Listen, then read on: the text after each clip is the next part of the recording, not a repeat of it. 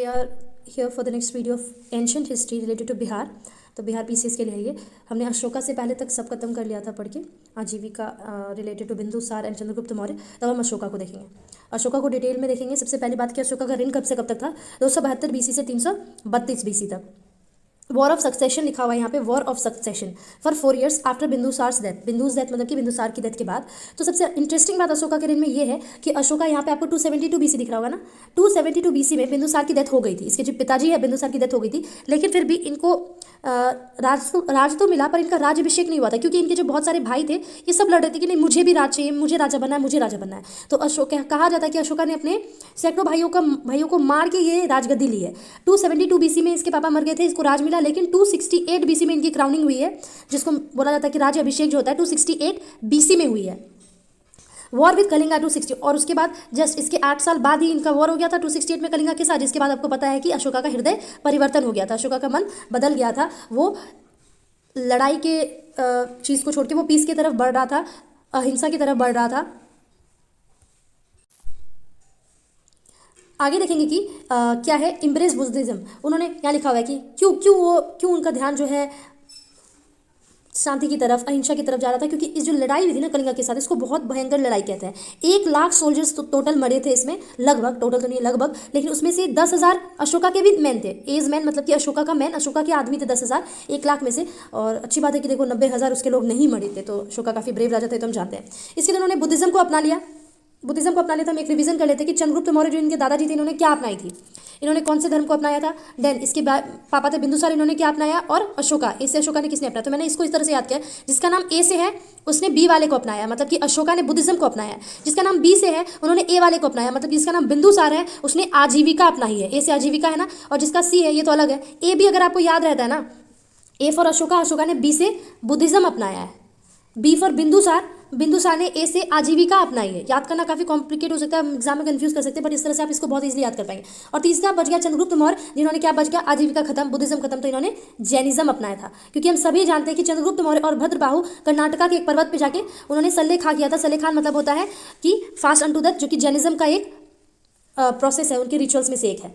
Third, और अशोका के time में तीसरी काउंसिल हुई थी. इसको भी याद करवाने के मैंने आपको ट्रिक बनाया था कि फर्स्ट काउंसिल कब हुई है, किसने किसके राज में, ए से कोई नाम था उसका, दूसरी काउंसिल के से नाम था, तीसरी काउंसिल हम देख रहे हैं थर्ड काउंसिल अशोका के टाइम में फिर से एक, और चौथा के.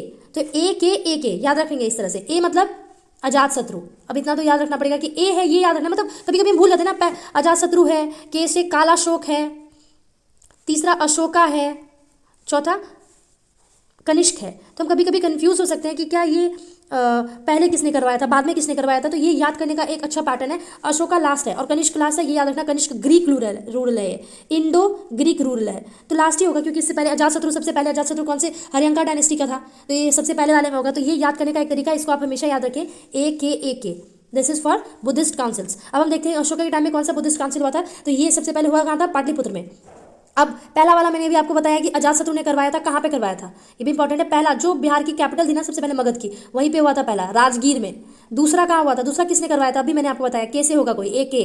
तो ये कालाशोक ने करवाया था, कहाँ पे करवाया था, इन्होंने वैशाली में करवाया था. तीसरा पाटलिपुत्र, तीसरा किसने करवाया, अभी देख रहे हैं अशोका ने करवाया कहाँ पे, पाटलिपुत्र में.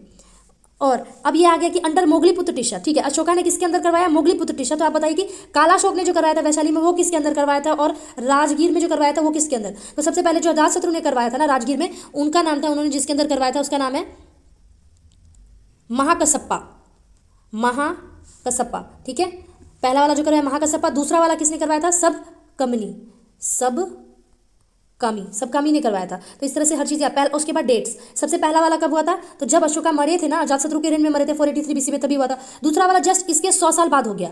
100 साल बाद कब हुआ होगा, 383 बीसी. इसका तीसरा वाला भी 100 प्लस कुछ साल बाद हुआ था, 115 लगभग, वो होता 215 ईस्वी में, मतलब 150 साल बाद, लगभग 150 साल बाद. और चौथा वाला तो एडी में हो गया था. तो पहला तीनों बीसी में हुआ था, ये देखिए 215 नहीं 251 बीसी में हुआ था.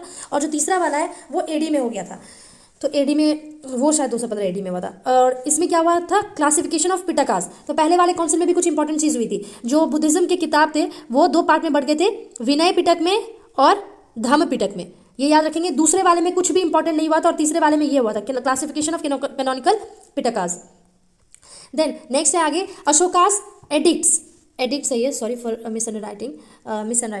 अशोकास edicts are found all over the subcontinent, मतलब ये जो अपना सब कॉन्टिनेंट है इंडिया, इसको शॉर्ट में मैं इस तरह से बनाती हूँ, इसके हर जगह आपको अशोका के स्क्रिप्ट्स मिलेंगे। और सबसे इंपॉर्टेंट, इसमें बहुत बार क्वेश्चन आता है कि अशोका के प्रिंस को किसने डेसिफर किया है एडिक्ट्स को? जेम्स प्रिंसेप ने। जेम्स प्रिंसेप ने इनको डेसिफर किया है, कब किया? 1837 में किया है।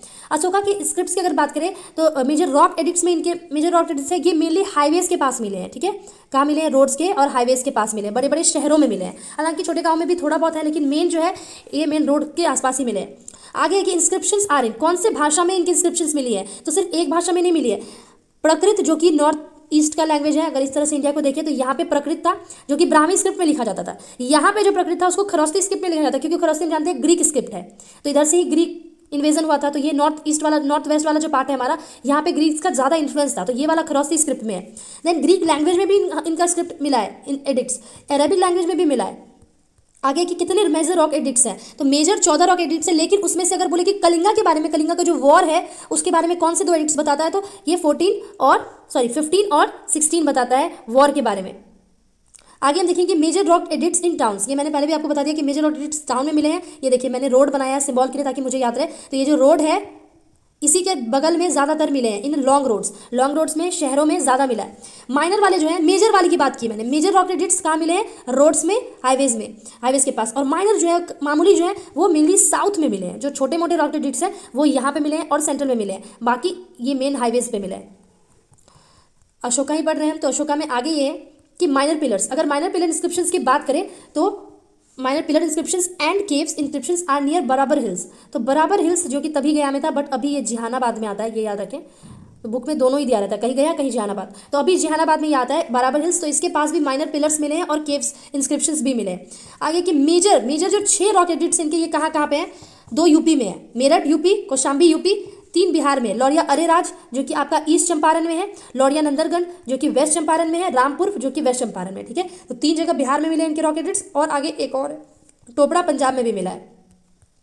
आगे हम देखिए, also Ashoka constructed many uninscribed pillars but not many survived some. बोला कि उन्होंने बहुत सारे अनस्क्रिप्ट, मतलब जिसके इंस्क्रिप्शंस तो नहीं थे बट खाली पिलर, जैसे क्या होता है, ये पिलर है इनका अशोका का, इसमें बहुत कुछ लिखा हुआ है, लेकिन इन्होंने ऐसे भी पिलर्स बनाए हैं जो कि सिंपल है, जिसमें डिजाइन बने हैं, कुछ लिखा नहीं है स्पेशली, सब सुंदर है, डिजाइन है। तो ये बहुत सारे बनवाए थे बट सस्टेन नहीं कर पाया। सर्वाइव मतलब जिंदा रह पाना, या यहाँ पे ये सेंस बन सकती है कि अभी तक बचे नहीं रह पाए। लेकिन कुछ हैं जो कि वैशाली में, मतलब कि इनका, इसका हमें एमसीक्यू के पॉइंट ऑफ व्यू से क्या याद रखना है कि कुछ अनस्क्राइब्ड पिलर्स जो है, अनस्क्राइब्ड पिलर्स वो वैशाली में अनस्क्राइब्ड पिलर्स भी हैं। अब पढ़ेंगे अशोका। आप सभी जानते हैं कि कलिंगा वॉर के बाद अशोका ने धम अपना लिया था। तो धम से मतलब क्या था उनका? धम का मतलब है proclaim dhamma after 10 years of his consecration completed. अब हमने ये पढ़ा कि ये कब आ गए थे? 268 में, 272 में इनके पापा मरे थे और 268 में ये राजगद्दी पे आ गए। 8 साल बाद इन्होंने कलिंगा का लड़ाई लड़ी थी, 8 साल के बाद, और मे भी 2 साल में कुछ इनके चेंज ऑफ माइंड हुआ, 2 साल टाइम लगा, 10 साल हो गया। अब 8 साल के बाद लड़ाई लड़ी और 2 साल चेंज ऑफ माइंड मिलेगा, तो 10 साल उनके राजा बनते ही, कंसेक्रेशन मतलब कि राज्यभिषेक के 10 साल बाद ही इन्होंने धम को अपना लिया था। अब धम के फीचर्स क्या है? फीचर्स ऑफ धम क्या है? ये फीचर्स ऑफ धम लिखा है।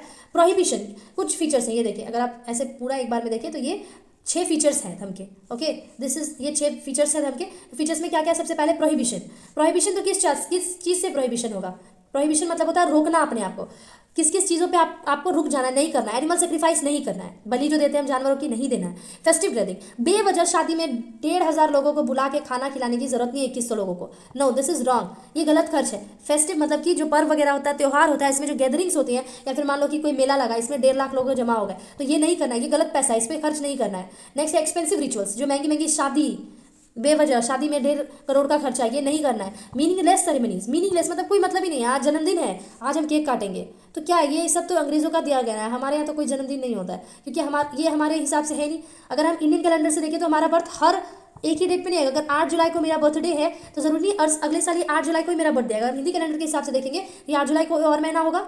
अगले साल अगर हम देखेंगे 8 जुलाई को तो ये कोई और महीना होगा। हिंदी में अलग महीना चलता है, पता है, श्रावण, भादव मास, ऐसे कोई महीने होते हैं, तो ये महीने गलत है। हिंदी कैलेंडर के हिसाब से हमारा बर्थडे आएगा ही नहीं। तो यही मीनिंगलेस सेरेमनीज है जो कि अशोका हमको करने से रोकता है। नेक्स्ट है नॉन वायलेंस, एनिमल सेक्रीफाइस तो मत ही करो, लेकिन खुद में भी मत लड़ो, ना वॉर करो। इसका क्या मतलब है कि वॉर हम नहीं करेंगे, लड़ेंगे नहीं एक दूसरे से राज के लिए या किसी भी चीज़ के लिए। नेक्स्ट है human treatment to servants and prisoners. Servants हो गए नौकर, प्रिजनर्स हो गए जेल में कैदी, तो कैदी और नौकर, कैदी और नौकर के साथ ह्यूमेन मतलब कि इंसानियत वाला ट्रीटमेंट करो। जबरदस्ती किसी को तेल में छानना और कड़ी में बांधना, कांटे से छेदना, ये सब नहीं करना है। टॉलरेंस सबसे इंपॉर्टेंट चीज़ है, इनको क्या है, ये टॉलरेंस होने बोलते हैं, टॉलरेंट होने बोलते हैं। टॉलरेंट मतलब कोई अगर छोटी जात का हो, कोई बड़ी जात का हो, तो टॉलरेंट रखो। ऐसा नहीं कि छोटी जात को नीचे दिखा रहे हैं, मार रहे हैं, पीट रहे हैं, नो। कोई अगर हिंदू है, ये हिंदू वाला मोहल्ला है, पर इसमें कोई एक मुस्लिम आ गया, तो इसके प्रति भी टॉलरेंट रहो। इसको जबरदस्ती नहीं है कि प्रेरित करना है, हराना है, या कोई मुस्लिम मोहल्ला यहाँ पे एक हिंदू रहने आ गया तो इसको नहीं सताना है, no, this is not tolerance. Tolerance मतलब कि हम हर धर्म को, हर जात को, हर रंग के, चाहे वो गोरा हो चाहे वो काला हो, दोनों को एक ही नजरिए से देखना, सब ये होता है टॉलरेंस।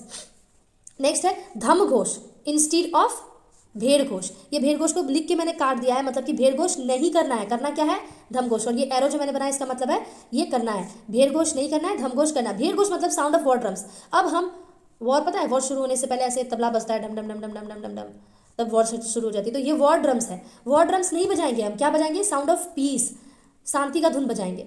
नेक्स्ट है धम मंत्राज।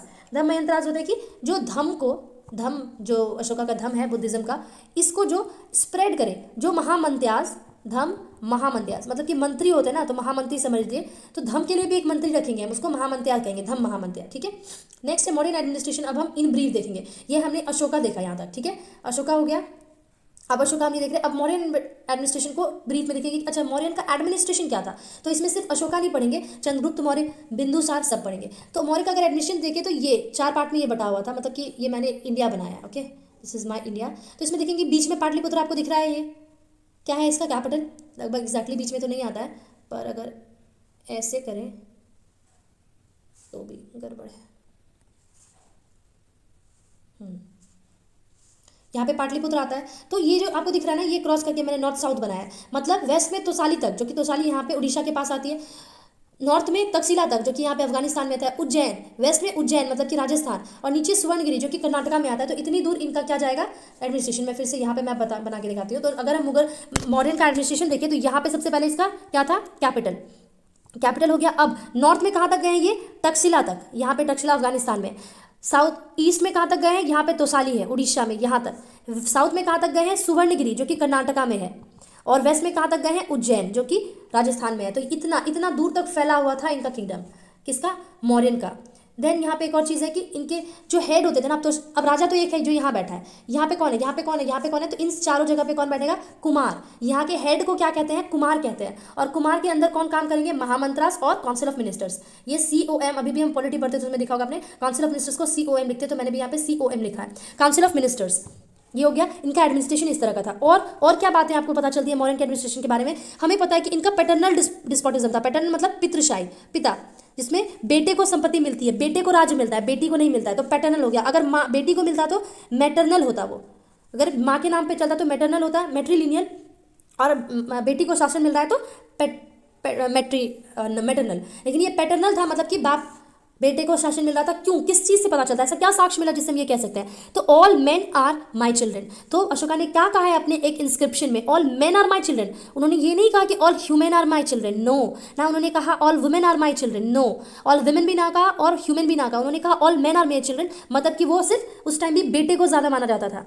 वेल प्लान एस्पियोनेज, एस्पियोनेज क्या होता है, स्पाई सिस्टम, स्पाई क्या होता है, जासूसी। तो वेल प्लान, बहुत अच्छे से एस्पियोनेज सिस्टम, यहाँ तक कि पता है 4 तरह के एस्पियोनेज लीडर्स भी रखे थे उन्होंने, 4 तरह के मंत्री, जो हम आगे पढ़ेंगे। तो बहुत अच्छा एस्पियोनेज सिस्टम था, स्पाई सिस्टम, जासूसी अच्छी थी। और यहाँ तक कि आपको पता होगा कि जो कौटिल्य है ये भी कहता है कि स्पाई के बिना राजा कुछ नहीं है, spy is most necessary for a king.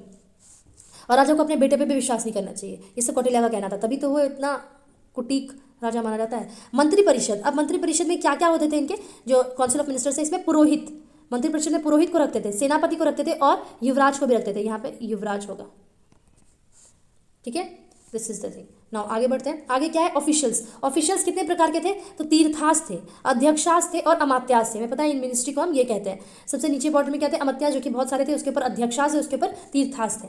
आगे देखिए सेंट्रल एडमिनिस्ट्रेशन था इनका। सेंट्रल मतलब समझ रहे हैं, डिसेंट्रलाइज नहीं था कि बटा हुआ, नो, एकजुट, राजा के हाथ में हर चीज़ रहती थी और वो फिर सब चीज़ को कमांड करता था। सेंट्रल एडमिनिस्ट्रेशन था, किंग को स्वामी कहते थे। तो ये कौटिल्य की सप्तंग थ्योरी है, अगर आपने कभी सुना हो तो ये कौटिल्य की सप्तंग थ्योरी है। सप्त अंग, ये सप्त अंग मतलब 7 पार्ट्स बॉडी पार्ट्स को हम अंग कहते हैं ना, 7 पार्ट्स। तो क्या 7 पार्ट्स ऑफ एडमिनिस्ट्रेशन था इनके लिए, कौटिल्य के लिए। किंग, सबसे इंपॉर्टेंट क्या है, किंग। किंग को उस टाइम स्वामी कहते थे। दूसरा इंपॉर्टेंट है मिनिस्टर्स, M0 फॉर मिनिस्टर मैंने लिखा, जिसको अमात्य कहते थे उस वक्त। देन इंपॉर्टेंट, टेरिटरी ही नहीं होगी तो राजा किस बात का, राज्य तो होना चाहिए ना, तो जनपद, टेरिटरी को जनपद कहते हैं। फोर्थ इंपॉर्टेंट चीज था फोर्ट, किला, ठीक है, राजा है तो किला भी होना चाहिए, जिसको हम दुर्ग कहते हैं एंशिएंट हिस्ट्री में। नेक्स्ट है ट्रेजरी, राजा के पास सबसे इंपॉर्टेंट चीज़ ये भी है ट्रेजरी, पैसा नहीं होगा तो कैसे चलाएंगे राज को, जिसको उस टाइम कोष कहते थे, अभी भी हम कहते हैं कोसी। कोसी किसको कहते हैं, नदी तो कोसी का नाम है, बट कोसी का मतलब होता है तिजोरी, दहेज। नेक्स्ट है आर्मी, आर्मी इंपॉर्टेंट है, जिसको बल या दंड कहते थे। नेक्स्ट है मित्र, मतलब कि फ्रेंड या अलाय, सबसे इंपॉर्टेंट ये, मतलब ये सारे इंपॉर्टेंट है, सबसे इंपॉर्टेंट क्या कहें, मित्र अलाय भी बहुत इंपॉर्टेंट था कौटिल्य के एडमिनिस्ट्रेशन में। आगे मिलिट्री किस तरह की थी इनकी, मिलिट्री अगर आप देखें ना तो मिलिट्री भी काफ़ी वेल डेवलप्ड थी। 6 लाख इन्फेंट्री, इन्फेंट्री होते हैं पैदल चलने वाले लोग, पैदल चलने वाले सैनिक। 30,000 कैवलरी, कैवलरी होते हैं घोड़े पे चलने वाले, ठीक है, घोड़े पे चलने वाले कितने थे, 30,000। 9,000 हाथी, क्या है इतने, 9,000 हाथी थे। और 8,000 चैरियट, चैरियट होता है रथ, ठीक है, जिसको आगे घोड़ा ही चलाता है। तो ये क्लियर हो गया। ऐसे पद्मानंद का भी बहुत बड़ा आर्मी था। आगे अकॉर्डिंग टू मेगास्थनीज, अगर हम मेगास्थनीज की सुने ना, मेगास्थनीज कौन थे, मेगास्थनीज सेल्यूकस निकेटर के भेजे हुए एम्बेसडर थे, जिन्होंने किताब लिखी है इंडिका, पता होगा आपको, इंडिका किताब लिखी है। तो मेगास्थनीज के हिसाब से चले तो इनका एक वॉर काउंसिल भी हुआ करता था। वॉर काउंसिल में 30 मेंबर्स थे। 30 मेंबर्स में हर 30 मेंबर्स जो है ना कैसे थे, इनके पास एक वॉर काउंसिल थी। वॉर काउंसिल के अंदर 6 सब काउंसिल्स थी, 6 सब काउंसिल्स, तो 6 सब काउंसिल्स थी और हर काउंसिल में 5-5 मेंबर्स थे, तो टोटल मेंबर्स 30 हो गए ना। तो मेगास्थनीज के हिसाब से वॉर काउंसिल में इनके 30 मेंबर्स थे, 6 सब काउंसिल्स, 5-5 मेंबर्स हर एक में। एस्पिरेट सिस्टम, अभी मैंने आपको बताया था थोड़ी देर पहले कि एस्पिरेट सिस्टम था, और इसमें भी हेड थे। महामंत्य परस्पा किसको कहते हैं, पसरपा, हेड ऑफ एस्पिरेट डिपार्टमेंट, ये सारा डिपार्टमेंट जिसका एक हेड होगा उसको महामंत्य पसरपा कहेंगे। गुदा पुरुषा किसको कहेंगे, जो सीक्रेट एजेंट होगा हमारा दूसरे शहर में। संस्थान किसको कहेंगे, जो स्टेशनरी सीक्रेट एजेंट होगा दूसरे संस्थान में। और संचार किसको कहेंगे, जो टूरिस्ट सीक्रेट एजेंट होगा हमारे दूसरे संस्थान में। तो देखिए कितने इंपॉर्टेंट, कितना वेल प्लान एस्पिरेट सिस्टम था। आगे जुडिशियल डिपार्टमेंट की अगर बात करें तो धर्मस्थ्यास, धर्मस्थ्यास क्या होता है, सिविल कोड। धर्मस्थ्यास किसको कहते थे हम, सिविल कोड को ही धर्मस्थ्यास कहते थे, और इसका जो जज होता था उसको व्यावहारिका कहते थे, मतलब सिविल कोड। अब देखिए सिविल चीज़ें क्या होती है हमारी, जो हमारी व्यवहारिक चीज़ें होती है, तो इसको याद करने के लिए बस मैं कह रही हूँ कि सिविल कोड जो कि धर्मस्थ्यास है, इसके राजा जो जज होते थे उसको व्यवहारिका कहते थे, क्योंकि सिविल मामला ये देखता है।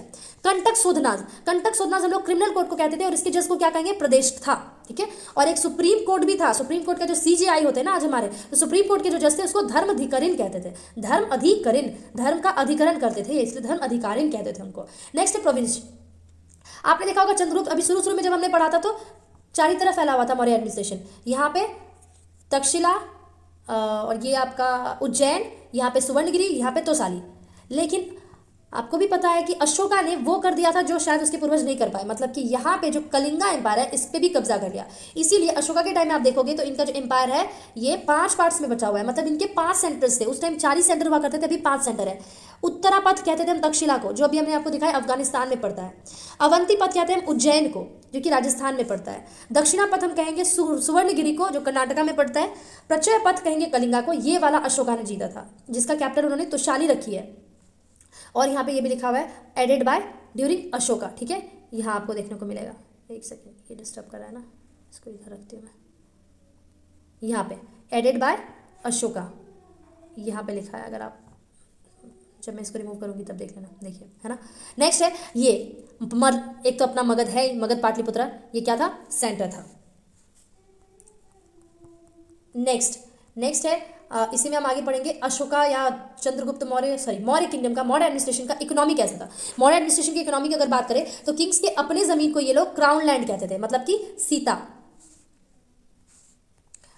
मतलब अपना जो जमीन था उनका, उसको सीता ये कहते थे। मेन सोर्स ऑफ इनकम क्या था, लैंड रेवेन्यू। अकॉर्डिंग टू अर्थशास्त्र, अगर अर्थशास्त्र की सुने ना तो इनके इकोनॉमी में क्या था, वो इरिगेशन से ये लोग टैक्स लेते थे। अगर तुमको खेत के लिए हम पानी देंगे तो हम तुमसे टैक्स लेंगे कितना, 1/3 और 1/5। तो ये अर्थशास्त्र कहता है। अर्थशास्त्र क्या है, तो अर्थशास्त्र क्या है, ये जो आपने कौटिल्य सुना है ना, या चाणक्य, एक ही है, कौटिल्य हो, चाणक्य हो या फिर विष्णुगुप्त हो, इन्होंने एक किताब लिखी है एडमिनिस्ट्रेशन पे मौर्यन के। क्या नाम है उसका? यही अर्थशास्त्र। तो इनकी किताब है, ये किस चीज़ पे? पॉलिटी पे है, इकोनॉमी पे नहीं है।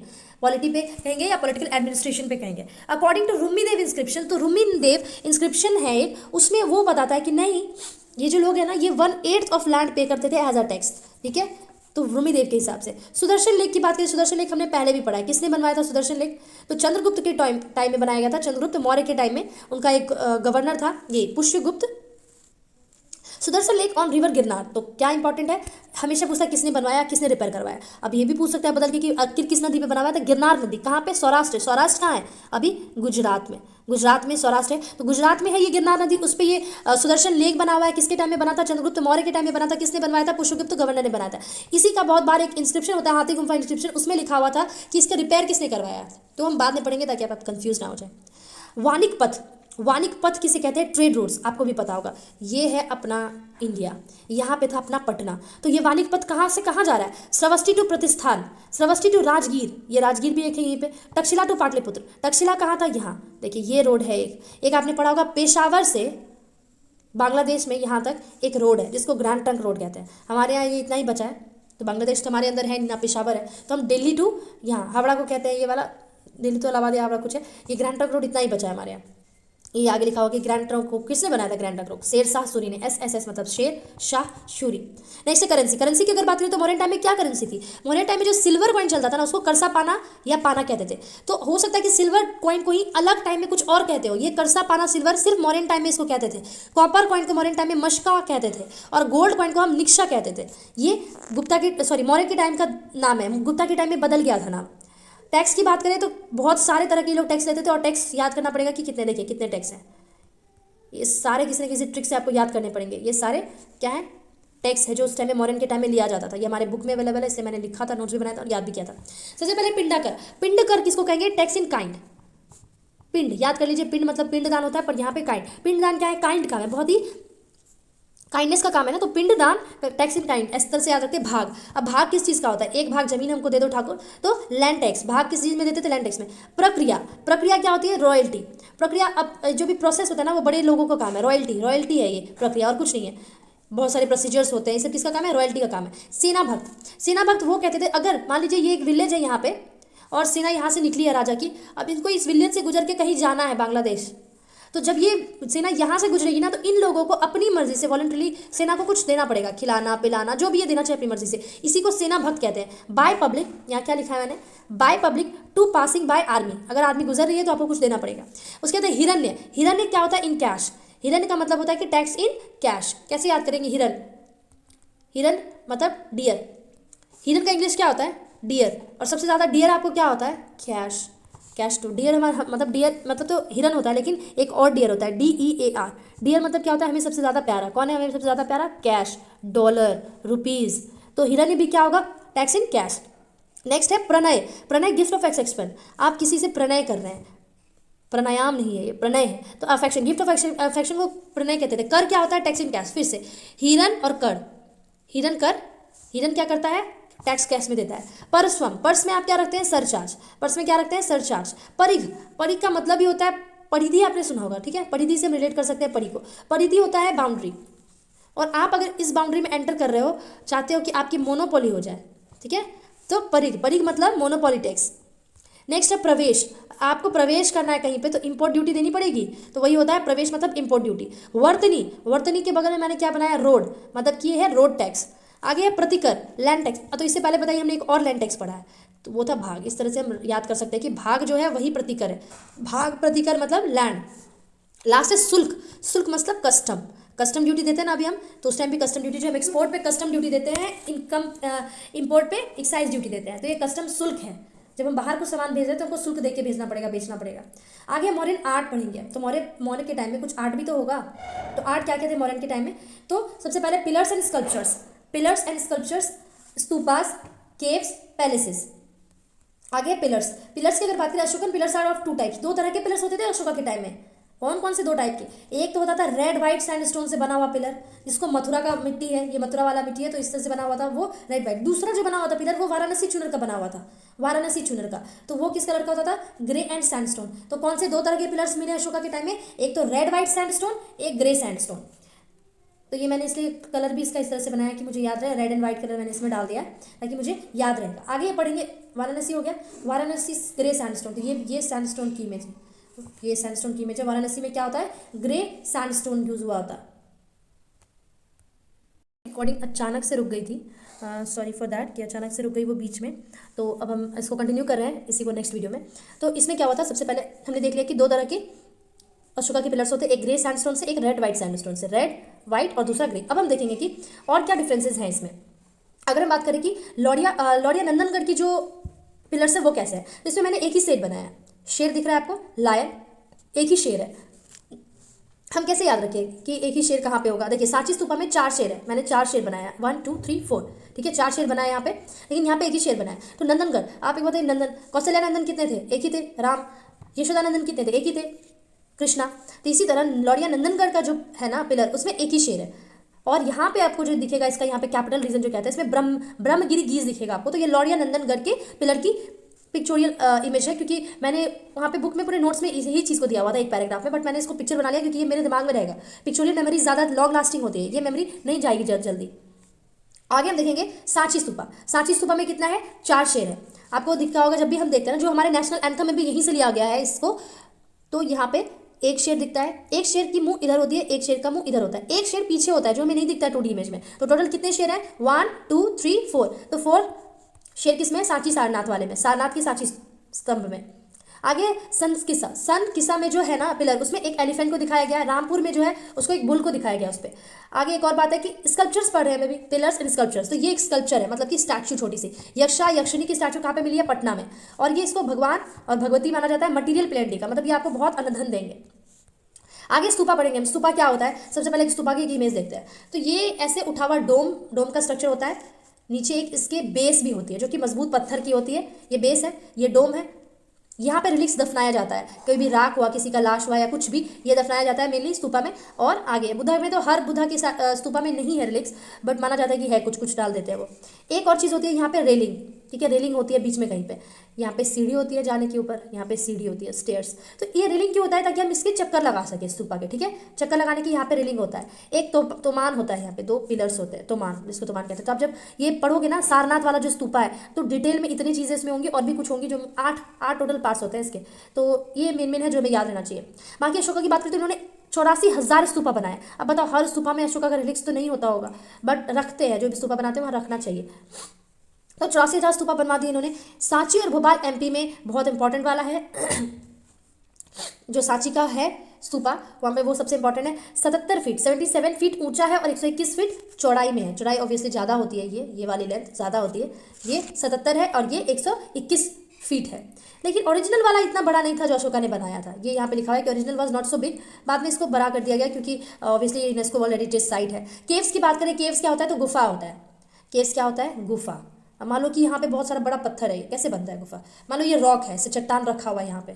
शेर क्या करता है, केव में रहता है, पता है ना क्या करता है, तोड़ना शुरू करता है यहाँ से, तोड़े। अब ये जो केव्स इतने सुंदर सुंदर बने हैं, जो हम ये विहारास पढ़ेंगे, चैतन्यास पढ़ेंगे, कैसे तोड़ के अंदर ही अंदर यहाँ पे ऐसे होल कर दिया इसमें, ठीक है, यहाँ पे ये रह रहे हैं, इतना बड़ा यहाँ पे होल कर दिया। तो ये केव है। बाकी केव में क्या है, पत्थर दिखेगा आपको ऐसे ऐसे। तो इग्नू भी ऐसा ही दिखता है केव जैसा। ये हो गया आपका केव यहाँ पे। तो 2 तरह के केव्स हम पढ़ेंगे, एक तो रेसिडेंस हाउस फॉर मॉन्क्स और एक प्रेयर हॉल्स। विहारास जो होता है वो रेसिडेंस होता है। यही विहारास है जिसके नाम पे ये रेसिडेंस ऑफ मॉन्क्स है, जिसके नाम पे बिहार का नाम बिहार पड़ा। तो ये आपको तो याद रखना बहुत आसान है। मॉन्क के रहने का घर जिसको विहारास कहते हैं, इसी नाम से बना है बिहार। विहार पहले क्योंकि यहाँ पे मॉन्क्स ज़्यादा रहते थे, बुद्धिस्ट प्लेस था, तो उसको विहार बोलते बोलते बिहार कह दिए।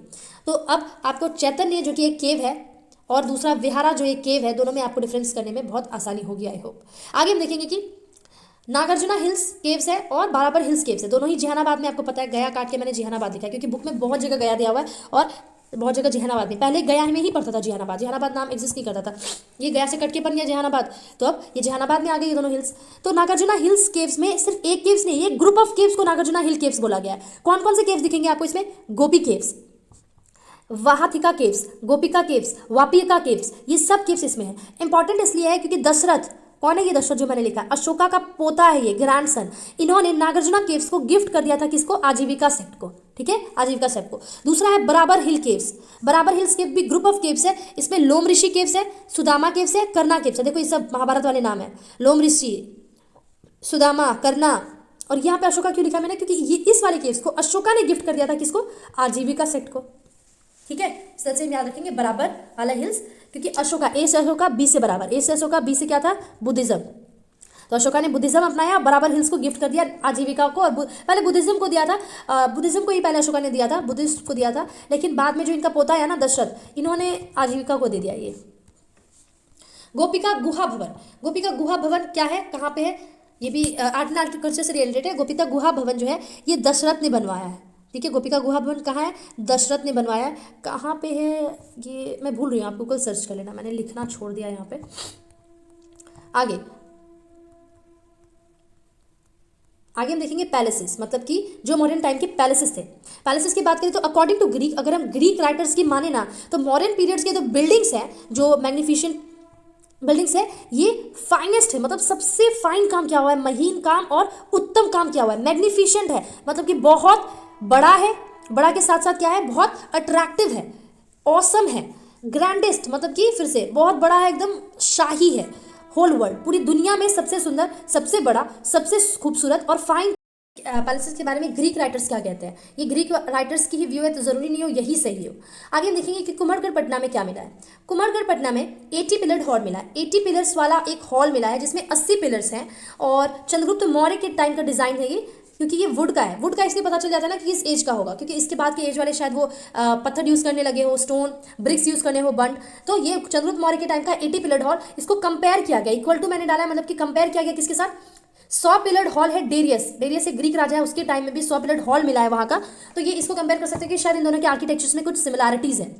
अगर मौर्य के टाइम का स्टेट एम्बलम की बात करें तो स्टेट एम्बलम पीकॉक था, मतलब कि मोर। लैंग्वेज क्या था पीपल का मौर्य के टाइम में, पाली, काफ़ी सिंपल लैंग्वेज बोलते थे मौर्य लोग, पाली बोलते थे। Famous centre of higher education, ये इसका मतलब मैं हायर एजुकेशन का साइन समझती हूँ, खुद ही बना लेता है मैं, क्योंकि मेरी स्पेस कम लगी इसलिए मैं ऐसे शॉर्टकट्स बना लेती रहती हूँ। फिर मैं बता रही हूँ आपको, ये हायर एजुकेशन है। Famous centre of higher education क्या था, टक्सिला, टक्सिला क्या था, famous centre for higher education. आगे अगर देखिए तो कुछ किताबें लिखी गई थी इस टाइम में, कल्पसूत्र जो कि भद्रबाहु ने लिखा है। भद्रबाहु कौन है, एक जैनिस्ट मॉन्क है, जैन मॉन्क है, जैनिस्ट नहीं होता है, सॉरी, जैन मॉन्क है भद्रबाहु, जिन्होंने कल्पसूत्र लिखा है। कथा वस्तु लिखा है मोगलीपुत्र टिस्सा। अच्छा, मोगलीपुत्र टिस्सा देख के आपको कुछ याद आ रहा है तो आप मुझे बताइए, चंद्रगुप्त के टाइम के ही मोगलीपुत्र टिस्सा, इनको देख के क्या याद आ रहा है। कथा वस्तु, कथा वस्तु नाम की किताब तो इसने लिखी है, लेकिन अगर आप थोड़े से बैक जाओ तो थर्ड बुद्धिस्ट काउंसिल जो हुआ था, किसके टाइम में हुआ है थर्ड, पहला ए नाम से हुआ होगा, दूसरा के, और तीसरा फिर से ए, कौन था ये, अशोका।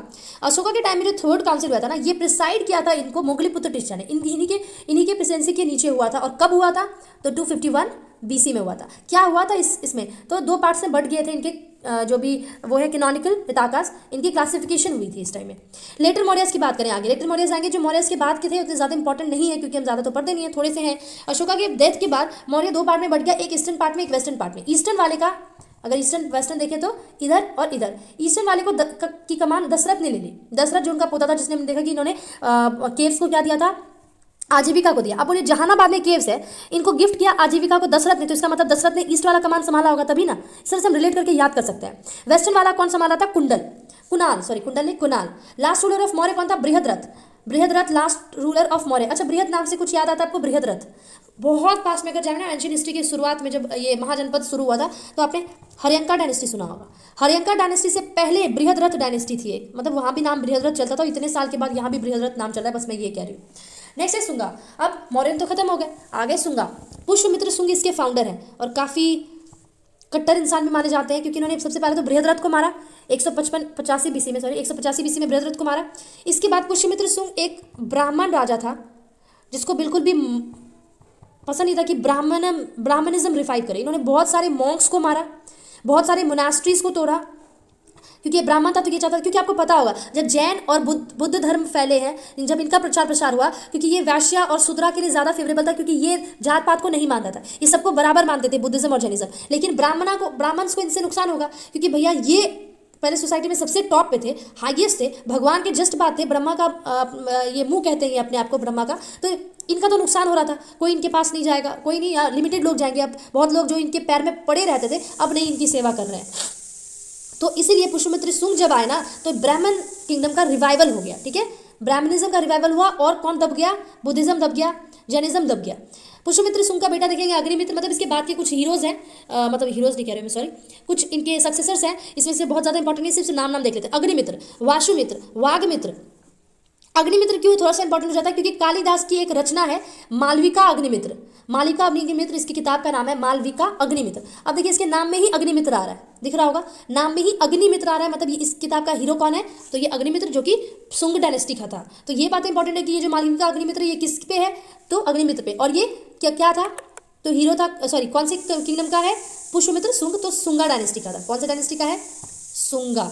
कालिदास ने शुंग डायनेस्टी के हीरो पे, राजा पे किताब लिखी है। ब्राह्मणिज्म रिवाइव हो गया, रिवाइव मतलब फिर से जिंदा हो गया शुंगा के टाइम में। पतंजलि जो ग्रेट ग्रामरियन है, ग्रामरियन समझते हैं? जो ग्रामर, ग्रामर क्या होता है? संधि, विच्छेद, समथिंग समथिंग, लिंग, क्रिया, जब सब चीज़ हम इसमें पढ़ते हैं, ग्रामरियन, वो इसी का कंटेम्प्रेरी था, पुष्यमित्र शुंग के टाइम में ही चला था ये। इसके बाद आ जाता है कनवास। कनवास क्या है? कनवास वसुदेव इसके फेमस राजा थे। भूमि मित्र, नारायण, सुशर्मन, ये सब इसके बाद के राजा थे। तो कनवास के कौन है? वसुदेवन। बिहार से रिलेटेड, ऐसे ये इंडियन हिस्ट्री में इंपॉर्टेंट है लेकिन बिहार की हिस्ट्री में ज़्यादा इंपॉर्टेंट नहीं है, इसलिए हम इसको कम पढ़ेंगे। ओके, तो नेक्स्ट इंपीरियल गुप्ता हम नेक्स्ट वीडियो में देखते हैं। तब तक के लिए thank you so much for watching.